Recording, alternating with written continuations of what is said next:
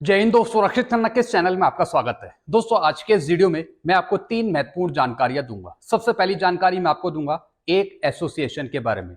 एक एसोसिएशन है जो बहुत ही अच्छा काम कर रही है पेंशनर के फेवर में। उनको एमएससीपी दिलवा रही है, एंट्री लेवल पे का एरिया दिला रही है, यानी जो भी पेंशनर की प्रॉब्लम है वो अच्छे तरीके से सॉल्व कर रही है। तो दोस्तों उस एसोसिएशन के बारे में मैं आपको बताऊंगा। आप भी उनसे कॉन्टैक्ट कर सकते हैं और फ्री ऑफ कॉस्ट ये काम कर रहे हैं पेंशनर के वेलफेयर के लिए। तो इसकी जानकारी मैं आपको आगे दूंगा। अगली जानकारी मैं आपको दूंगा OROP 3 के बारे में। दोस्तों जैसा आपको पता है आज 15 अगस्त है। काफी सोशल मीडिया से पता लग रहा था कि कहीं ना कहीं OROP 3 हमें 15 अगस्त के आसपास मिल सकती है, लेकिन ऐसा हुआ नहीं। आज की तारीख में OROP 3 हमें नहीं मिली, ना ही पीएम मोदी जी ने इसके बारे में कुछ कहा। तो काफी पेंशनर्स में गुस्सा है, वो नाराज है। तो इसकी भी जानकारी मैं आपको आगे दूंगा। फिर एक और जानकारी मैं आपको दूंगा आपकी पेंशन कम को लेकर। जी हाँ दोस्तों, जो जेसीओज हैं उनको काफी नुकसान हो रहा है, चाहे OROP में हो रहा हो या फिर 7 CPC में हो रहा हो, जो अब पेंशन आ रहे हैं। दोस्तों एक मैं आपको एग्जांपल समझाऊंगा सूबेदार रैंक का कि एक्चुअल में इनकी कितनी पेंशन होनी चाहिए OROP 3 में। मैं आपको सिर्फ अभी एक रैंक का बताऊंगा, जेसीओज का, जिनका नुकसान हुआ है पेंशन पे। तो दोस्तों ये तीनों जानकारियां आपके लिए बहुत महत्वपूर्ण होने वाली है, इसलिए इस वीडियो को आप शुरू से लेकर आखिरी तक देखेगा और अपने ग्रुप में भी शेयर कर दीजिएगा। वीडियो में आगे बढ़ने से पहले एक छोटी सी अपील कर रहा हूं, अगर आप पहली बार मेरा चैनल देख रहे हैं या फिर ये वीडियो देख रहे हैं तो आप मेरा चैनल सब्सक्राइब भी कर सकते हैं, जिसका नाम है रक्षित खन्ना, क्योंकि ऐसी जानकारियां अक्सर आपको मिलती रहती हैं इस चैनल के माध्यम से। दोस्तों चैनल को आप जरूर सब्सक्राइब करें ताकि जो मेरे वीडियोस के नोटिफिकेशन है वो आपको टाइम पर मिलते रहे। चलते हैं दोस्तों आगे बढ़ते हैं। सबसे पहली जानकारी है खुशखबरी। पूर्व सैनिक वेलफेयर एसोसिएशन जिला जालौन की टीम ने हवलदार को दिलाई एमएससीपी नायब सूबेदार की। जी हाँ दोस्तों, एक पेंशनर थे जिनका रैंक था हवलदार, 2006 के बाद ही आए थे, तो काफी ये परेशान थे। इनको एमएससीपी नहीं मिल रही थी अपने रिकॉर्ड की तरफ से, ना ही इनका पार्ट 2 ऑर्डर हो रहा था। तो दोस्तों इन पेंशनर ने डायरेक्ट कांटेक्ट किया पूर्व सैनिक वेलफेयर एसोसिएशन जिला जालौन से। तो दोस्तों इनकी टीम ने इन पेंशनर को एमएससीपी दिलवाई। इनकी पेंशन भी 5,000 तक बढ़ गई विद डीए लगाकर, और एरियर भी मिला। इनको मिली एमएससीपी नायब सूबेदार की पेंशन, 5,000 रुपए पेंशन भी बढ़ी और स्पर्श से 7,37,103 रुपए का एरियर भी मिल गया। जी हाँ दोस्तों, एमएससीपी का जो एरियर होता है वो बहुत ही तगड़ा होता है।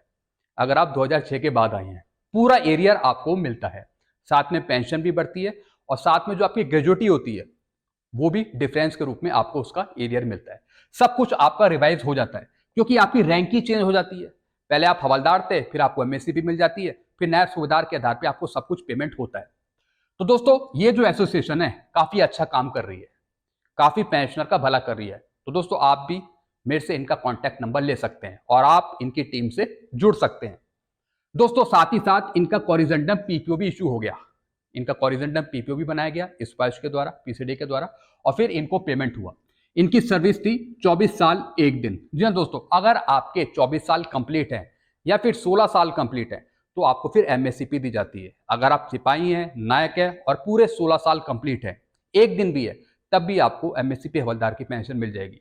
अगर आप सिपाही है, नायक है, हवलदार है और अगर आपकी 24 साल कंप्लीट सर्विस है, 24 साल 1 दिन भी है, तब भी आपको एमएससीपी नायब सूबेदार की पेंशन मिल जाएगी। तो दोस्तों इनकी पेंशन थी पहले 22,257, एक हवलदार की पेंशन। अब हो गई इनकी नायब सूबेदार की 24,825। तो दोस्तों ऐसी आप भी लाभ ले सकते हैं अगर आपको कोई दिक्कत है पेंशन से जुड़ी हुई। ये टीम आपकी सहायता करेगी, आपकी हेल्प करेगी। चलते हैं दोस्तों अगली जानकारी की तरफ। पेंशनर का कहना OROP 3 विधानसभा चुनाव के आसपास मिलेगी, यानी जब असेंबली इलेक्शन होगा उसी के आसपास आपको OROP 3 मिलेगी। दोस्तों जितने भी ये असेंबली इलेक्शन है दोस्तों, ये कहीं ना कहीं अक्टूबर नवंबर के आसपास ही होनी है।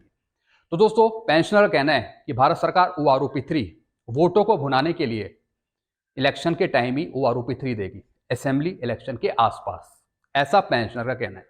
जहां तक मुझे लगता है दोस्तों कि आपको OROP 3 बहुत ही जल्द मिलेगी, हालांकि कोई डेट अभी कंफर्म नहीं है। मुझे जहां तक लगता है कि अक्टूबर से पहले या फिर सितंबर से पहले आपको OROP 3 मिले, जैसे कि मैंने सुबह वाले वीडियो में आपको बताया था, सितंबर से पहले पहले आपको मिल सकती है OROP 3। अब दोस्तों मैं आपको बताने वाला हूं जेसीओस को किस तरीके से नुकसान हो रहा है पेंशन पे। जो सूबेदार OROP 1 ले रहे हैं उनको भी नुकसान हो रहा है, और जो OROP 2 ले रहे हैं उनको भी नुकसान हो रहा है, और जो 7 CPC में आ रहे हैं उनको भी नुकसान हो रहा है। दोस्तों मैं एक रैंक की पेंशन कैलकुलेशन करूंगा उनकी पुरानी पेंशन के अनुसार। 7 सीपीसी में इनकी पेंशन कितनी होनी चाहिए और ओआरओपी 3 में कितनी होनी चाहिए, यानी आज के टाइम में एक सूबेदार की 28 साल में कितनी पेंशन होनी चाहिए उनकी पुरानी बेसिक पेंशन के अनुसार, छठे पे कमीशन की बेसिक पेंशन के अनुसार। दोस्तों ये आपके लिए भी जानना बहुत जरूरी है। अगर आप किसी दूसरे रैंक के हैं, चाहे आप नायब सूबेदार हो, सूबेदार मेजर हो, ऑनरी लेफ्टिनेंट हो या फिर ऑनरी कैप्टन। दोस्तों एक मैं सूबेदार की बात करूंगा 28 साल के 6 सीपीसी में इनकी पेंशन थी जो रिवाइज हुई 1/7/2009 को। ये पेंशन थी 11,970 और इसका 2.57 ले रहे हैं जो पेंशनर्स 1 जुलाई 2014 से 31/12/2015 के बीच में आए, वो इसका 2.57 ले रहे हैं 11,970 का। कितना ले रहे हैं? 30,763 इतनी वो पेंशन ले रहे हैं इस पे डीए लगा के। दोस्तों ये जो बेसिक पेंशन थी 11,970 ये थी 31/12/2015 की बेसिक पेंशन छठे पे कमीशन की, क्योंकि 1/7/2009 के बाद यानी 24/9/2012 को इनकी पेंशन रिवाइज नहीं करी गई सूबेदार रैंक की। सिर्फ एक ही पेंशन रिवाइज हुई 1/7/2009 को 11,970। 24/9/2012 में कोई इनकी पेंशन रिवाइज नहीं हुई। एक तो इसका भी नुकसान किया। 11,970 के बाद सीधा ओआरओपी 1 में बढ़ी, सीधा ओआरओपी 1 में बढ़ाई गई। लेकिन जो बाकी रैंक थे उनकी पेंशन 24/9/2012 को भी रिवाइज हुई। सूबेदार की नहीं करी रिवाइज, उनकी एक ही पेंशन करी 11,970। अब दोस्तों होनी कितनी चाहिए, कितनी एक्चुअल में मिलनी चाहिए ओआरओपी 3 में या फिर 7 सीपीसी में, आप भी देख लीजिए। अभी ये पेंशन ले रहे हैं ओआरओपी 1 में 31,529। ये है ओआरओपी 1 की, जो पेंशनर्स 30 जून 2014 तक आए सूबेदार 28 साल के। जो पेंशनर्स 1 जुलाई 2014 से 31/12/2015 के बीच में आए वो ले रहे हैं 30,773। तो दोस्तों ये पहली पेंशन है, ये दूसरी पेंशन है जो अलग अलग टाइम पे रिटायर हुए सूबेदार। फिर जो ओआरओपी 2 ले रहे हैं वो ले रहे हैं 29,700 जो 30 जून 2019 तक आए, 30 जून 2019 तक, जिनकी पेंशन 30,763 से कम थी या फिर 31,529 से कम थी, उनको ओआरओपी 2 का फायदा मिला 29,700 और वो भी जो 30 जून 2019 तक आया। अब दोस्तों इन पेंशन को देखते हुए अब कितनी पेंशन होनी चाहिए 7 सीपीसी में एक सूबेदार की, ओआरओपी 3 में बात करें या फिर 7 सीपीसी में बात करें। दोस्तों मैं लूंगा यहां पे इनकी पुरानी पेंशन छठे पे कमीशन की 11,970। ये थी 31/12/2015 तक की बेसिक पेंशन। इसका हम करेंगे डबल बेसिक पे बनाने के लिए, 7 सीपीसी की पे मैट्रिक्स में फिट करने के लिए। तो 11,970 का डबल करेंगे तो ये आता है 23,940। दोस्तों इससे पहले एक टेबल निकली थी चंद्रशेखर कमेटी की टेबल, राजीव चंद्रशेखर की एक टेबल थी जिसमें दोस्तों ऊपर पे स्केल लिखे रहते थे 5th सीपीसी के, तो उसी के अनुसार आपकी पेंशन फिक्स करी थी।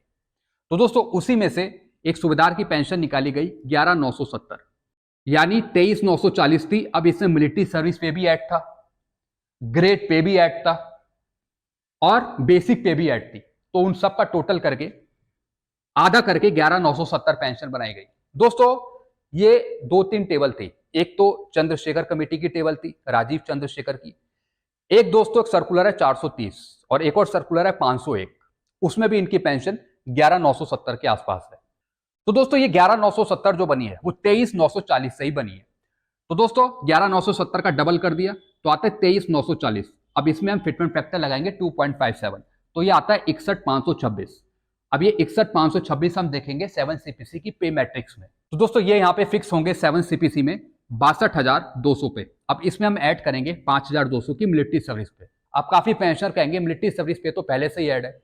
दोस्तों वो ऐड है छठे पे कमीशन की 2,000 का आधा 1,000 रुपए, और हमें लेनी है 7 सीपीसी की मिलिट्री सर्विस पे 5,200। तो दोस्तों ये हमने ऐड कर दिया, यानी 62,200 बेसिक पे फिर 5,200 मिलिट्री सर्विस पे, दोनों का टोटल करेंगे आधा करेंगे तो पेंशन आएगी 33,700। दोस्तों ये पेंशन होनी चाहिए, ये पेंशन होनी चाहिए 7 सीपीसी में एक सूबेदार की 28 साल में, चाहे ओआरओपी 3 में हो या फिर लास्ट बेसिक का 50% पेंशन हो।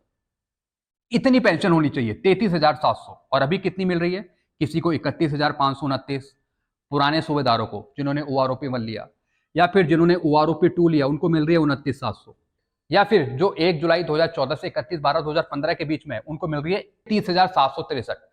तो दोस्तों इन सबसे बढ़कर मिलनी चाहिए 33,700, 33,700, इसी के आसपास इनकी पेंशन होनी चाहिए।